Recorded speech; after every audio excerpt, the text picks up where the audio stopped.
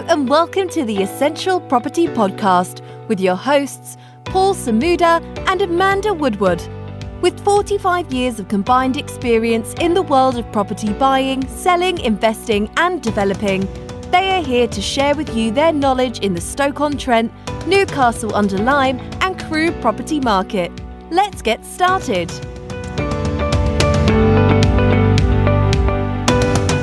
Hello and welcome to another episode of the Essential Property Podcast with your hosts Amanda Woodward and Paul Samuda.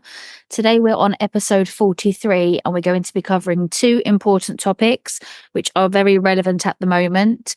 The first topic is going to be the ban of Section 21, which has been an ongoing discussion for a little while now, and the government are talking about bringing that in before the next election. And we're also going to be talking about the pending legislation around short-term lets and the consultation that has taken place with regards to registration and the consultation which is taking place, which may or may not come in with regards to planning classes. So that's what we're touching today. The last two episodes I've been on my own, but I've got Paul Samuda back with me today to talk all things government. We know that he loves his government and political topics, anything economics, politics. Paul's right here at the forefront. So to kick off, let's talk about Section 21. Michael Gove is back in the press today. So Paul, just tell us your thoughts or update the listeners on what the status is as of now. I think the first thing for me to say is that typically of this government, they flip-flop. A few weeks ago, Section 21 was off the table. Banning of Section 21 was off the table. But it's been on, then it's been off, and now it's back on again. Now, I think they're doing this for political reasons. There's an election looming, and they want to please the voters, in this case, the renters. But notwithstanding that, if it wasn't going to be them, it was going to be the potential new Labour government that comes into power that implements the banning of Section 21. But I think overall, as I've said in previous podcasts, and I say it again, I don't think I've seen so many changes in such a short space of time in the property sector for years and years. It's literally every few months. Amanda said we were going to focus on two things. I think there's a third thing. I think the government is suggesting a relaxing of requirements for permitted development for extensions, both out and up as well, which influences people in the HMO space, which we're in and you're in as our listeners. So there's so much going on. I think the key thing is, will this stick beyond going up to the election and post-election with a new government? Will Labour coming and tear up these new bills and make them tighter and harsher towards the landlord? Because we know that the Labour government are not a fan of landlords, nor the Tories for that matter, but I think that's a consideration. But back to the main focus of Section 21, I think there's some good and bad in there. I think the Section 21 with the issues around the court has been a problem. And yes, it's been abused by a minority. Most landlords use it sensibly. What's been suggested within the reform bill and on the back of the recent suggestion of putting it back on the table is that, in theory, landlords, in a very fair and equitable way, can give notice to tenants based on breaches, bad behavior, non-payment, which I think is the right thing to do. You have a good tenant, then the landlord should behave responsibly. You have a bad tenant, then, a bad tenant should be treated accordingly. Obviously, give a chance to rectify their ills, but if they're a repeat offender, they should be asked to leave, and that process should be relatively easy. That's my view. If you speak to people from shelter and people from the council, they may say something different because they have these people coming knocking at their door saying we're homeless, and they're saying we've got this horrible landlord. But what they don't say is that they haven't paid their rent for the last 3 months, and they've been abusive to other renters or to neighbours and things like that. So without me going on a bit of a rant, I think Section 21, it is what it is. Amanda had a little bit more of the detail in terms of what's been proposed.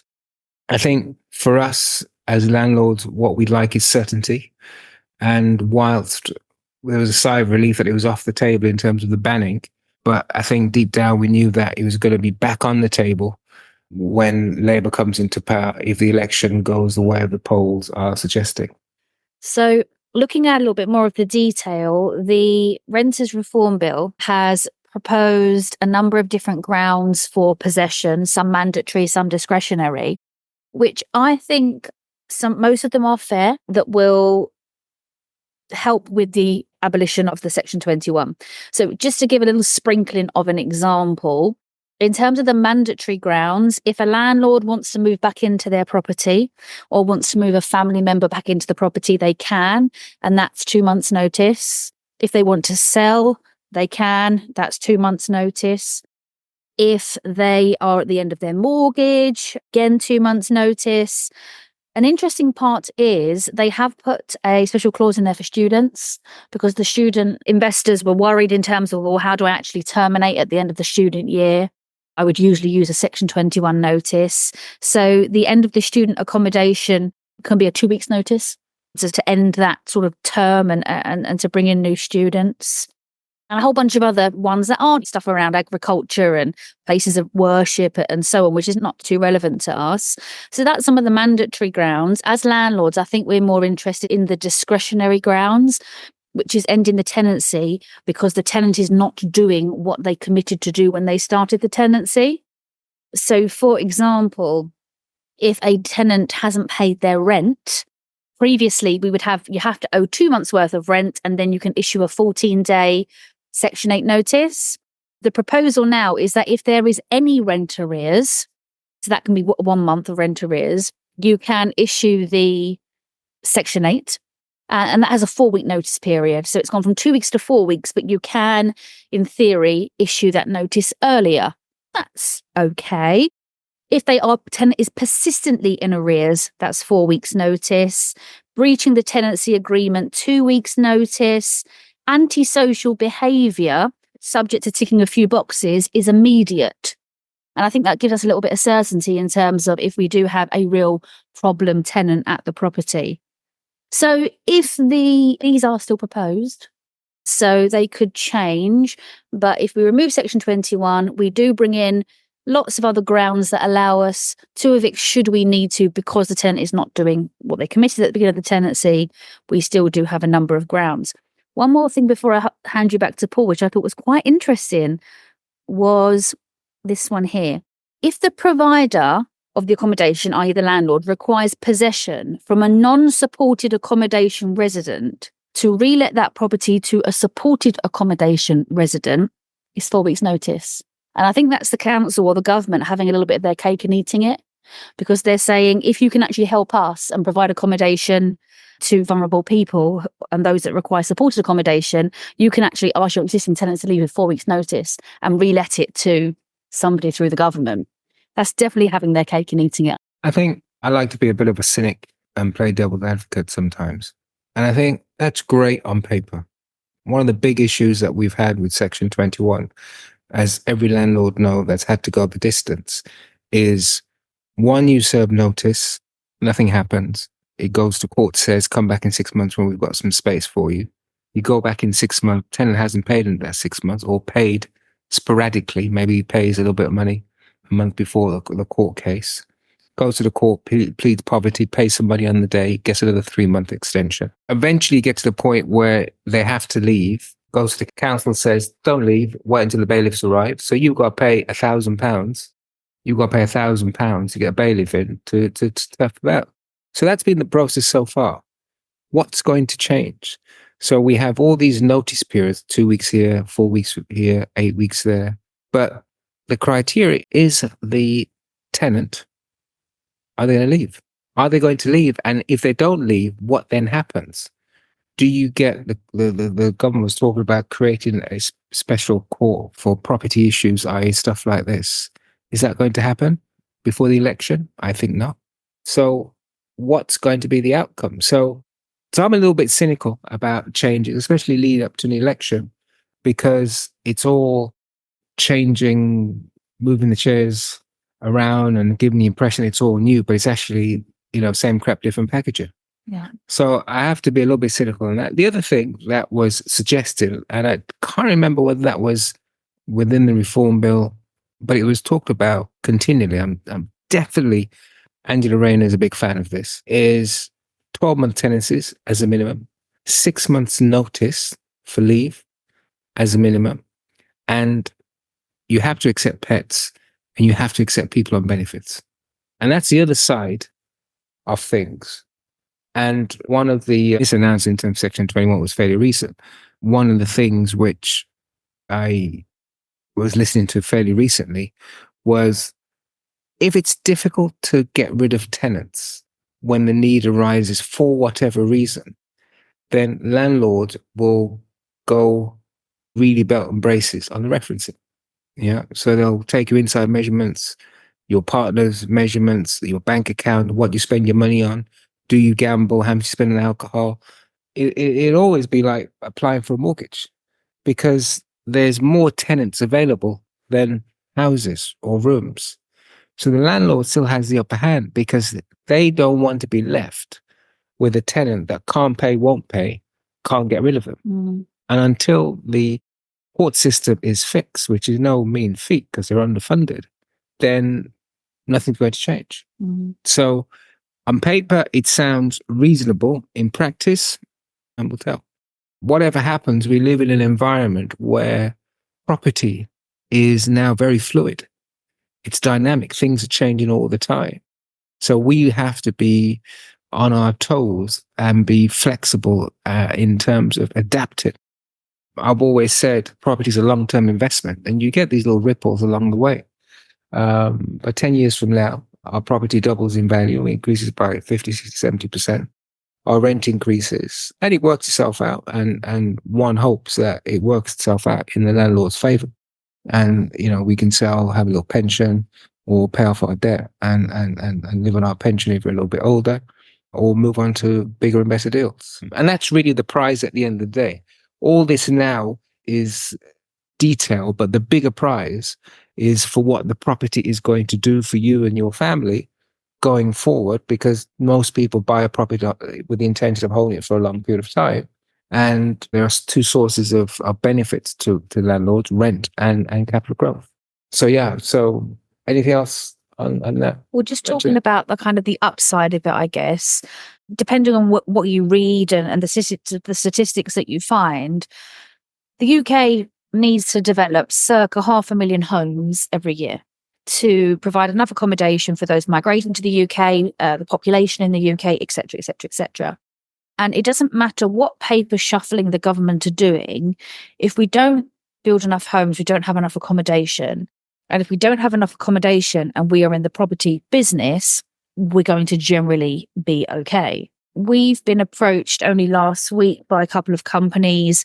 One company that is housing migrants to the UK, seeking asylum, a company that's working with the homeless people. We get inundated with companies contacting us for supported accommodation. So I think the tougher that the government gets in terms of taking the traditional renter, landlords will then look at other options, which takes us nicely onto our next topic, whether it be supported accommodation, the vulnerable sector, or the short-term sector, because those areas allow us to not be under so much pressure when it comes to the traditional renter. So the traditional renter is always going to suffer, even if the government put more pressure on the landlords to deliver for them, because landlords will then just look at alternative options, such as short stay. That's been one of our avenues, and some of our landlords have benefited from that. We've managed to intertwine that with our long stays to drive additional income. That's been very helpful. Now they're talking about new legislation, which I think in previous podcasts we said that was going to be coming down the pipe, because that's really the way the system works. It allows you to do a bit of a free-for-all.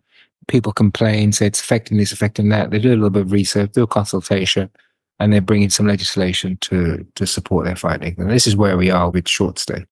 So the consultation out at the moment suggests that there will be a register. So if you're in the SA market, you'll have to register with the council. Your house will be designated a holiday let and will have to comply with regulations around that. And there's some issues with that. Because you have to think about, if you have a mortgage, do you want to register your property as a holiday let if you told your lender that it's a buy-to-let? Now, I know none of our listeners would ever do anything like that, but, just in case, I thought I'd mention it. So there's implications with that potentially. Small hotels, B&Bs and guest houses are excluded from that because they have their own planning class. They C1 planning class. But the other thing is that they want to create a separate planning class for short lets. So if you want to either convert or do a short let development of some sorts, I'm not too sure of the criteria, then there's a planning class specifically for that. Now, the problem with short lets has affected in the more touristy type areas or areas where they have a lot of business traffic coming. So the big cities, some of the areas on the coast, the Brightons and things like that, where there's two challenges. The challenge is that local people can't rent property at local prices, because if you work on the basis that if you want to rent a normal buy-to-let for £600 a month, if it's sold as a holiday let or short stay, in order to be able to get that same property, as a renter, you might have to pay as high as £1,200 or £1,500 a month. And that's obviously unaffordable. And that affects the local economy for people living there locally. The second thing is that it affects just the whole tone of the area. I think most areas welcome tourists, but, the country, the way it is, and Brits being they are, right, they don't want too many. They want it just right to keep things ticking over, but not too much that they have to be inconvenienced. And, that's the culture that we live in.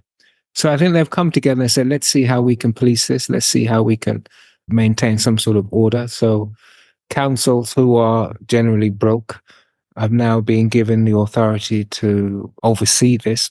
I assume that they're going to get a little bit of a budget. If they don't have a budget, then good luck to them being able to police that. But as we've said before, the legislation is upon us for short stay. Are we worried? No, we're not worried, because we ensure that the properties that we work with are compliant anyway, because we anticipated this. We're very familiar with local legislation as it relates to HMO, and SA had to go down in that direction in terms of fire doors and exits and stuff like that. The planning side could be quite interesting. And I said there's going to be implications in terms of fundraising. If you have a specific planning class, that's going to be quite interesting the way that evolves going forward. And I think for anybody out there listening who do an essay that want a little bit of advice on that in terms of what they should do, then maybe they should have a chat with us, contact us and have a chat. And we can probably work out a strategy for them once obviously legislation comes out. It's in consultation, I think, through till about April, but that's normally a fait accompli.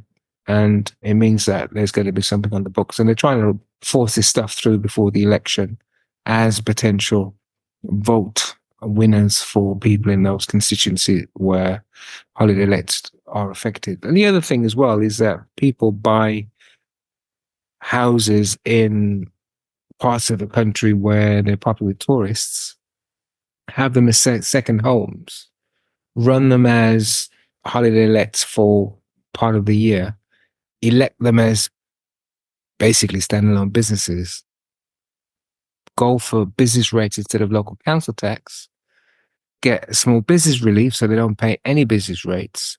So basically they're making money out of the area, but nothing's being reinvested in terms of council tax or business rates. So the locals in those areas are a bit miffed about that. So that's probably another reason why they've lobbied. But I think the main reason, right, is that it crowds out local people from being able to rent at a reasonable price, because people from outside the area have been buying up the properties and doing them as Airbnbs. So I think watch this space. I don't know whether you have anything to add on that, Amanda. Well, I think in our past experience, legislation has generally worked in our favour once we got over the kind of shock of it when it came to HMOs. So yes, you're having to spend to spec your property. Yes, you're having to license them. Yes, you're having to go on record with the local authorities. But what it does do, it does shake out the shysters. And I think for serviced accommodation, it will probably reduce the competition, because I think perhaps the rent-to-renters or the rent-to-SAers people that are renting properties and the landlords actually have no idea what they're doing with them. And all of a sudden the landlord now has to register and says, hold on a minute, I didn't even know that you were renting this out by the room. Properties that don't have fire doors, etc. So when we saw Article 4 in Crewe, yes, it stopped new development, but what it did do was reduce the competition and increase the rents. So I just wonder what upsides will come, because all of our houses, they are up to spec, and whilst you wonder what is the government's real strategy here, I don't think within our business and those professional operators have a huge issue with it. But I think those that are doing stuff perhaps a little bit behind the scenes may decide it's not profitable anymore for them. But we shall see. Yeah, no, I agree. So with that, I think we should touch on some of the changes for permitted development, Yes. which have been mentioned. We're a little bit slim on information there. Again, that's something I was going through consultation. And basically, the government is saying, if we can't build enough houses, let's make it easier for people to make their houses bigger, to accommodate more people, to make it easier to build on little plots of land, to convert existing properties that are maybe going by the wayside, retail as an example, old offices that are no longer efficient. Let's see if we can convert those. Permitted development has been around for a few years now, and one would say successful. Some councils might differ to that opinion. It all depends on quality. But anyway, the government have pushed through and continue to push permitted development, I think on the basis that planning legislation is so antiquated. It needs for someone to drive something through it. So I think more recently, I think in the last podcast we mentioned that you can now convert a house into 2 flats without planning permission. Obviously, that's got to be viable. That might be in parts of the north, maybe not so viable, but in the Midlands and the south, probably is quite viable. So that was coming up the pipe. I don't know whether that's actually on the statute now. And then they're increasing the numbers in terms of what you're allowed to do in terms of extensions without required planning. And that's single and story, wraparound. They're trying to just make it as easy as possible to do extensions. As soon as you talk about extensions, that starts to go into HMO territory. Yeah. We love an extra room or two. We love an extra room or two. So they're allowing things, as I understand it, or suggesting to allow things, if you want to go up into the loft, if you don't have enough head height, you're able to raise your roof by about 30 centimeters, I understand, to give you that extra roof space to make it a livable area. So you can get more rooms up in the loft. They're allowing you to go out further. And if you want to do a wraparound, that was another application. So you could be into 2 or 3 different applications just to get. Yeah. So I try to tidy that up and make it very easy and say, okay, fine. If you want to do a wraparound on the back or side, no planning required, just send us drawings and get on with it. So that's what's being suggested, which has got to be good news. So what does that mean? It means that if you have existing property, you look at it and say, is it viable for us to extend up or out? Like we did this afternoon. Yeah, absolutely. Absolutely. If you are looking to purchase a property, you now look at it with the thought that if I wanted to take a longer time frame and extend and get more rooms, then I don't have to worry about planning. Now, as I understand it, there is still the 6-person limitation for HMO. So if you wanted to extend up and out or out, but you wanted to accommodate more than 6 people, then that still requires planning.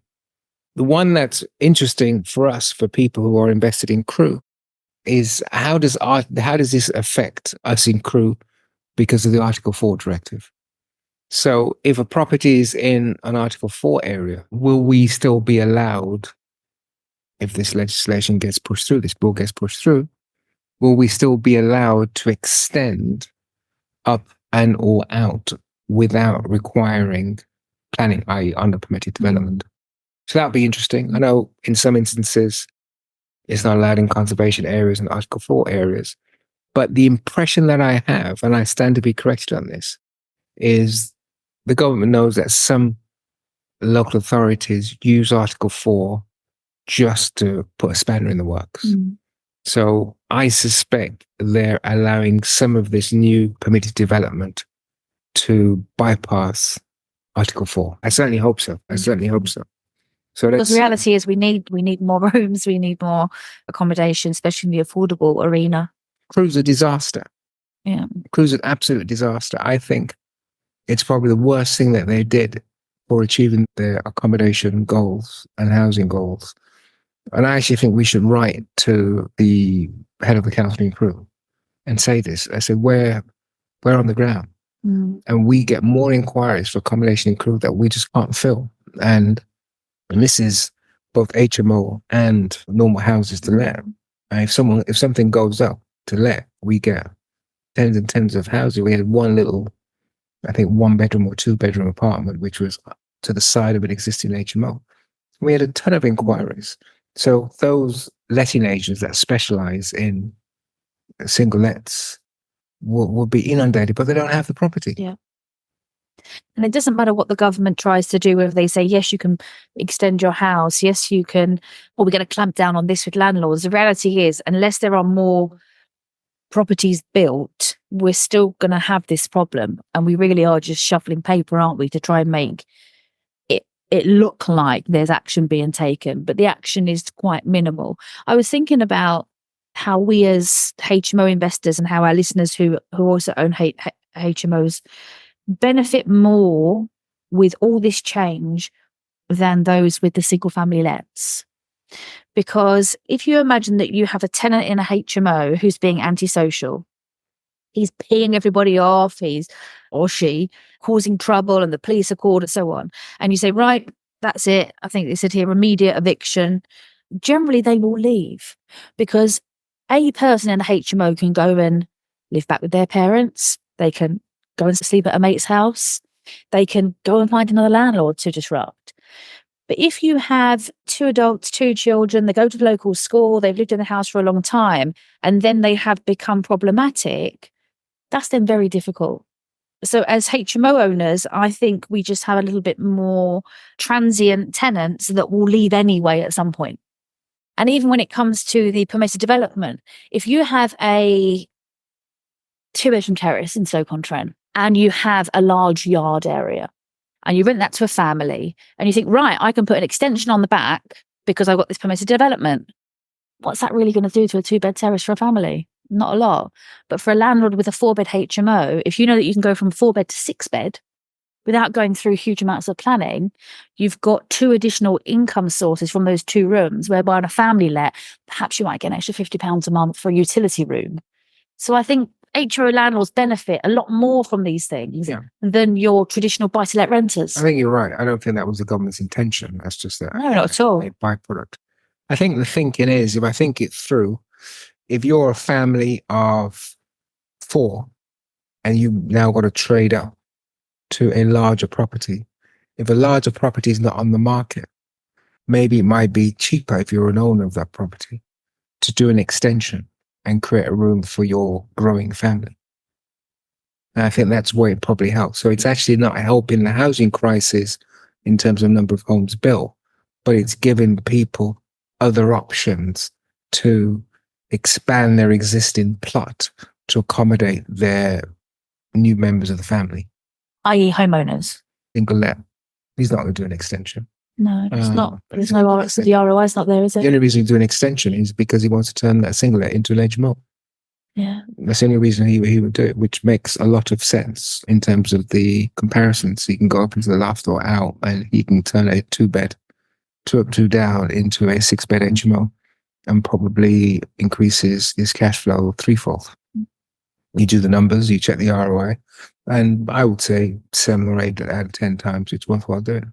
I mean, we're definitely going to be looking at all our properties over the coming year, subject to this legislation. We'll probably wait until to see what Labour does, see whether they change any of it. But we're probably going to look at all our properties and just see where it's feasible to go up and or out, especially in those areas where we have a low number of rooms in the HMO, like 4, and we have land at the back, and we can't expand anymore because of Article 4. So cruising off this one, we've got some odds and sods in Stoke that might fall into that category. I'm thinking about Balliol Street or something like that.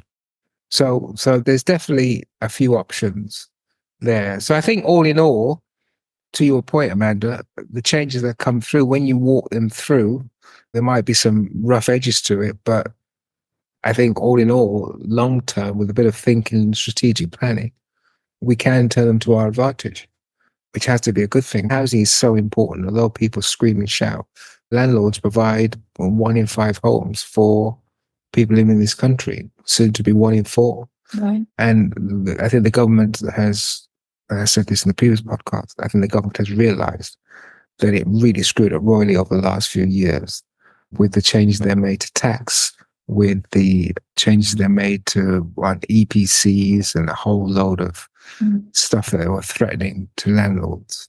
The landlords decide to sell up. And when you sell up, chances are you don't get that stock back for renters. It's bought by a first-time buyer, great tick. But every house that is purchased by a first-time buyer is one less house to rent. Yeah. And that pushes up rent for the existing. And they've realized what they've done. So maybe some of this, the last few bits and pieces that have come out has been being on the side of the landlord or beneficial to the landlord. No, not beneficial to tenants, but definitely beneficial to landlords. So, of course, that might change when Mr. Keir Starmer comes into power. I'm talking as if it's a slam dunk. I think it more or less is. There were 2 by-elections the other day and the Tories got absolutely crucified. Poor Rishi could believe it when he thought he was having his worst nightmare. And that might be just a sample of what's to come. Yeah. I think one thing you can't stop is you can't stop the train of human behaviour. And if people want to travel around the country and stop in an Airbnb, I think Airbnb is a dirty word. They didn't use it in the consultation. They said online platforms or something like that. But if that's what people want to do, they will do that. And no matter how you try to squeeze or enforce, if that's the behaviour, just like if there are migrants coming to the UK and they're being accommodated in certain types of accommodation, which is pushing out local renters, that's just the human behaviour of what's happening at the moment. Take Crewe, for example. I think there is now 1 hotel left in Crewe. Seriously? For people moving around the country, because a lady who works for us used to be the general manager at the property directly across from the station in Crewe. During COVID, that went to the programme to get everybody off the streets for COVID, which was a great programme. The hotel took that on. Now it has become a migrant hotel. I think the name's been coined. I won't mention the hotel names, but there's another 2 or 3 down Nantwich Road, which are also the same. So I think we're just left with the Ibis. Stoke is the same, certain parts of Stoke. The local authority either just leased the whole hotel, and the hotel directly opposite Stoke-on-Trent train station now is predominantly taken over by the council. So there isn't the traditional accommodation, i.e. the hotels and Bs, because the government have made them such a great offer to take particular people that the government can't house. So people are forced then into the Airbnb types. So whilst they're saying we're going to clamp down on all this, you can't stop that train of just what's happening in the country at the moment. Maybe the government can make a bit of money out of it, but I think they have to move with what's happening, and that's what we're seeing. Okay, so I think that we've probably covered a fair bit with a bit of politics thrown in. I'm not too sure whether we're fixing immigration policy, but so I think, as usual, we try and keep our listeners informed. I think going forward, we'll communicate with those who rent from us or use us to rent their property on any changes that affect their property in particular. But given the changes in planning, I think there are opportunities there for sure. The impending consultation on service accommodation, I think it's just formalizing things that we knew was going to happen anyway. So I don't think there's too much to worry about there. The register, not sure about that. I think that could be a little bit of a trap if we're not careful, but we may not have a choice but to register any service accommodation units. And Section 21, is it going? Is it not going? Sounds like it is going. It's just a matter of where we are with the courts and being able to fully evict someone without having to bring in bailiffs and going to court and things like that. So watch this space. Right. We hope you enjoyed it. As always, please share the podcast with anyone else that you know that would benefit from listening to it. Please get in touch. We'd love to hear from our listeners to share with us what you'd like to hear on future episodes. Thank you for listening. We hope you enjoyed today's episode, and if so, please hit subscribe and share with those who you think would enjoy it too. To get in touch with Paul and Amanda directly, please visit their website www.essentialpropertyoptions.co.uk for more information. We look forward to sharing with you on the next episode.